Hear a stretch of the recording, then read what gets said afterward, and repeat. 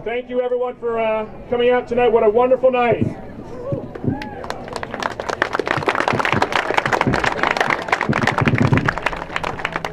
My name is Kurt Ritter. I'm the mayor of Chatham Township. On behalf of the entire Township Committee and everyone here in Chatham Township, we want to say thank you. Thank you for coming out tonight, for bringing important awareness, raising funds for this important cause to support the American Foundation for Suicide Prevention. Now, many of you know this has been an issue that's been dear to my heart since I've been on the committee, and something that originally started with just a few talks, community talks, has grown into a walk. Last year was our inaugural walk last year at the Cougar behind the high school there.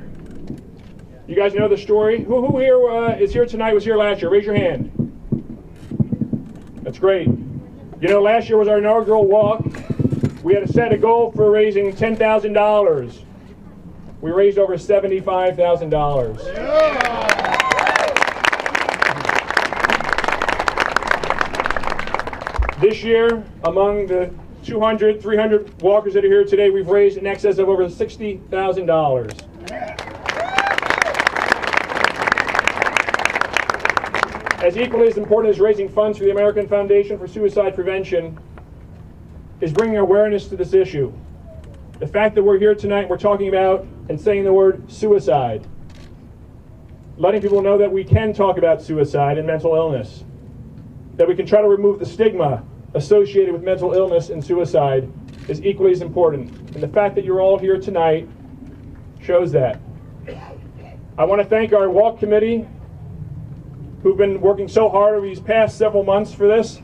Some of them are here tonight. We've got Detective Laporto, Len Resto, Val and Bob Olip. You can applaud. Noah Green and his mom, and all the guys from Matt's crew. We got Nancy Kislin and others. So all of you, raise your hands so people can give you a round of applause for your hard work.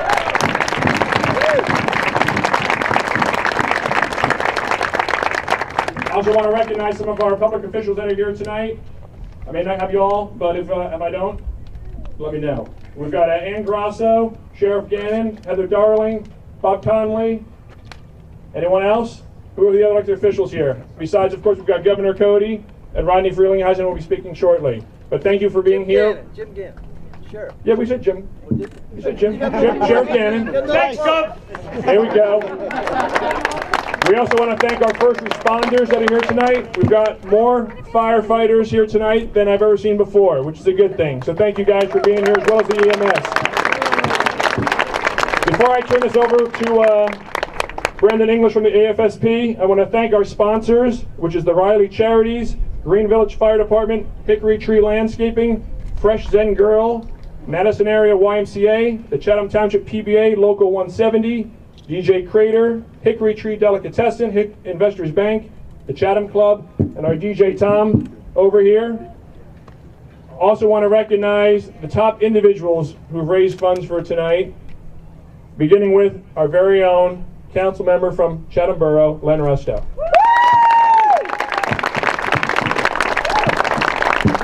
We also have Caitlin Long, Jerry Torres. Come on, let's hear it.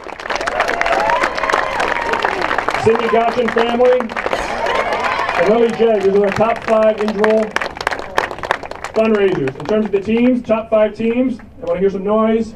Madison Ray of Hope. Adams Beziricals.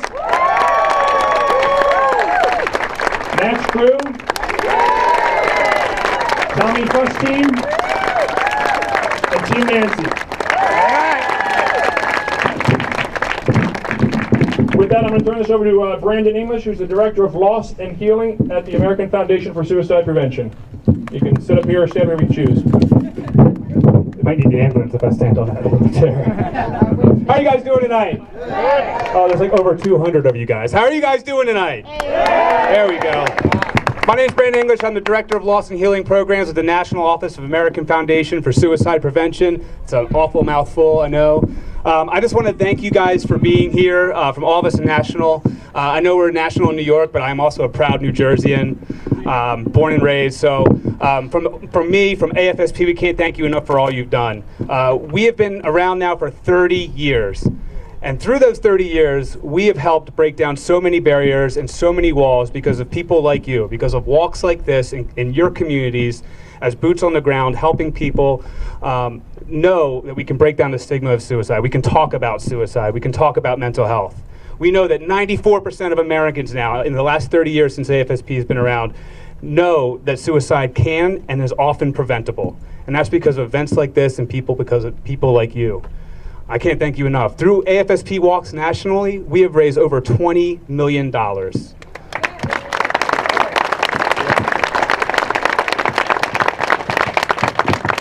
That's a little bit of money. And a lot of that goes towards research and advocacy and education to thousands of people that we reach through school programs and social workers and counselors and all kinds of programs, thousands of them across the country, reaching hundreds of thousands of people with our message that we can stop suicide. Now, I don't know if you guys know this, hopefully most of you do, but last year we launched a project called Project 2025. This project it has a bold goal of reducing the suicide rate by 20% by 2025. And I think that we can do it. Anyone else? Yeah. I'm sorry, I said reduce the rate by 20%, saving 20,000 lives by 2025. Can we do it? Yeah. Yes. It's a bold goal, and we know that we reach out to four critical places, 4 critical areas: firearms and suicide prevention, emergency room departments, large healthcare systems, and the criminal justice systems that we can save over 20,000 lives by 2025. And I know with everybody here, with over 200 people here, with all the walks happening in New Jersey and across the country in the fall, that we are going to reach that goal. And it's for people like you. So I just wanted to thank you on behalf of AFSP and American, obviously, in behalf of National. But just remember that the people that brought us here tonight, more importantly, have also brought us together. So I hope you guys have a great night, and thank you again. Thank you. It's now my honor to turn the microphone over to Governor Cody. I know last year he liked my intro so well. I'll keep it as such. You know, Governor Cody is a supporter of mental health issues, and we're pleased to have him here last year, and pleased to have you here again tonight to welcome us. Thank you, Mayor. Congressman, good to see you. Sheriff, mayors, elected officials, especially Len Resto from Chatham Borough, who got me here last year. I don't know if all of you know this, but my wife, by the time she was 45, was a double mastectomy survivor, a survivor of mental illness, 18 shock therapy treatments, and today gets up every day with a smile. She's been just great for 12 years, so you can get well, and she's living proof. By the way, Mayor, I've got to tell you a story that Len told me. It's a story about a gentleman by the name of Saul Grossman at the racetrack. So he's at the track, and he sees a priest stop a horse going onto the track for the race, and it looks like saying a prayer. Well, for the first 3 races, whatever horse he stopped, they won. So he decides, this race, I'm going to watch and see which one he picks out to say a prayer for and bet on it. And it's the number 7 horse at 50 to 1. Race goes off, the horse finishes dead last. He approaches the priest. He says, Father, I saw you 3 races in a row, bless a horse, and they all won. This horse you blessed and he didn't win. He said, sir, you must not be Catholic. He said, why do you say that, Father? Because obviously you don't know the difference between a blessing and last rites. So, let me say this to all of you. Let's be honest with each other. My wife will tell you that one bad day of depression is worth about 12 years of mental illness. But there's a stigma attached to this disease. We all know it. So it's politically correct to wear pink, and there's nothing wrong with it. And breast cancer now is very survivable. No question about it. But mental illness colors, lime green and black, you don't see too many people wanting to wear it. We've got to change that. We've got to change it. You've got to change an attitude. And for people with mental illness, hold your head up high. Don't be down about it. There's nothing to be ashamed about it. There's no difference between a kidney disease, heart disease, or cancer, and mental illness. That's what we have to fight. And there was a young girl, 12 years old, as you all know, here in this county, who committed suicide not too long ago. And nowadays in our country, the second leading killer of children 10 to 14, suicide. Almost inconceivable. So we've got to change attitudes, change minds. I was talking to the sheriff before about the fact that in the 60s and early 70s, if you were Catholic and you committed suicide, you weren't allowed to have a Christian mass, Catholic mass, or a Catholic burial. So we got to continue to change attitudes. But this is a great event. What you're doing is great. I want to congratulate all the young people who have come here today to show you're standing up and fighting mental illness. God bless you. Let's have a good night. Thank you, Mayor. Thank you, Governor. Now I want to turn it over to a dear friend, Rodney Frelinghuysen. Thank you, Drew. But remind me never to follow Dick Cody. The 10th leading cause of death in the United States. Let me repeat that. The 10th leading cause of death in the United States is suicide.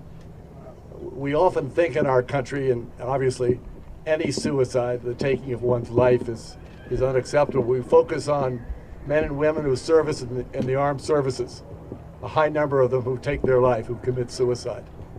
But we have teams here that I would suspect are here because they've lost a young one, perhaps in high school, and we see a spike in the number of suicides of youngsters in middle school. You're here tonight to show support for your loved ones, to make sure that we do away with that spike.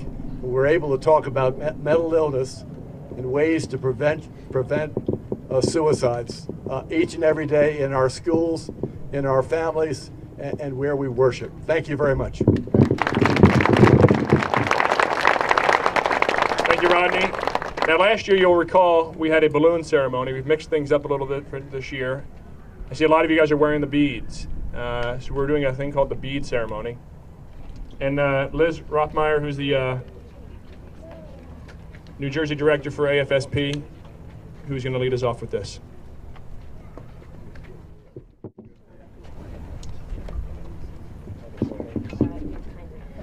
So as Kurt said, this is the honor bead ceremony, and as I'm sure many of you saw over on the field, each color represents the meaning of why the individual is participating today, and we're just going to highlight a few of the colors for you and share the stories of the individuals up here. The Out of the Darkness Walk community is a journey of remembrance and an event that unites our community. It's a time to acknowledge the ways in which suicide and mental illness have affected our lives and the lives of our loved one. We wear honor beads to pay tribute to a loved one lost, a personal struggle, or a victory. The beads come in many colors representing the diversity of our community's connection to the cause. It is my honor to introduce you to the extraordinary people who are here tonight that are a part of your community. Jeff and Jerry. Jeff and Jerry became Velomas on a Monday evening in October 2015 when their only child, Madison Ray, went upstairs after eating dinner to return to her homework. But in reality, she went upstairs and took her own life. Madison was a good student, an altar server, and Eucharistic minister in her church, and walked through school with a mission: to make someone smile each day. She was very competitive in sports, but was also very careful to make sure all of her teammates were emotionally supported and kept it all cheerful. As parents of a teen, they expected some sad days, but never thought their daughter was beyond sad and actually depressed. They were too late to help Madison Ray, but in her memory will continue to make someone smile each day, and they are committed to help fight the stigma of mental illness and suicide. Jeff and Jerry wear white beads. Justin and Michael. Justin and Michael, twins, are walking today in honor of their mother, Deborah, who took her life a year ago this month. Deborah was a sensitive soul who had a deep appreciation for music. She was very close to her family and friends. She felt guilty and ashamed about her struggle with bipolar depression. Her family knows the importance of transparency when it comes to mental illness and wants to remind everyone here that you are not alone in your struggle and you should always reach out for help. Justin and Michael wear gold beads. Evan J. Evan walks in memory of his older brother, Robert, who took his own life in March of 2016. Robert was a brilliant, funny, loving, and handsome man who unfortunately battled addiction and mental illness. He was loved by so many. Not a day goes by that Robert is not in Evan's thoughts. Robert's mother, Linda, brother Evan, sister-in-law Lauren, niece Lily, and nephew Noah are a part of Team J in honor of Robert. Evan wears orange beads. Kristen. Kristen walks to honor and remember her cousin Tommy. Tommy was a wonderful young man, kind, talented, funny, loyal, independent, and most importantly, a friend to all. He had so much potential and so much to live for, but was plagued with an unrecognized disease and deep emotional pain. Tommy died by suicide November 3rd, 2016, at the age of 17. Kristen is committed to raise awareness and remove the stigma associated with mental illness and suicide. She has participated in 11 Out of the Darkness overnight walks and 2 community walks. Kristen wears purple beads. Anthony. Anthony is a detective with the Chatham Township Police Department. Suicide deaths among first responders and military personnel continue to rise. Anthony walks tonight in honor of all of his brothers and sisters who have been affected by suicide and mental health issues. Anthony wears silver beads. Len. In 1970, at the age of 17, Len made a suicide attempt by taking an overdose of sleeping pills, barbiturates, and alcohol. He had been a target of relentless bullying at school, being called fag, queer, homo, fairy, and spick. Len believed his only solution was suicide and made his decision many weeks prior. He continued to buy more and more sleeping pills until he had enough. He thought he would provide more sleep. He spent 4 days in ICU and pulled through. Len is a survivor and wears green beads for his personal struggle. Nancy. Nancy is a local psychotherapist specializing in working with teens and their families. She is deeply aware of how depression and suicide affects all of us and is committed to raise awareness of the signs in an effort to save lives. Nancy wears blue beads in support of the cause. Valerie. Valerie knows all too well that a family history of suicide increases the risk of suicide attempts and completed suicides within a family, having had 2 suicide deaths in her family. She is committed to raise valuable funds for research to study why a family history of suicide raises the risk of an individual taking their life and how healthcare professionals can better assess and diagnose suicide risk in teens and adults. Valerie wears teal beads for her family and friends who continue to struggle or who have made an attempt. These courageous people that stand before you today represent our dedication, our commitment, and our strength as a community. We walk tonight, we walk together as a community. We are united in our goal to save lives, and no matter how dark it may seem when struggling with mental illness and suicide, the light of hope is always present. Please give a round of applause for these individuals. Show them your support, and thank you all for being brave enough to share your stories with everyone here today. So thank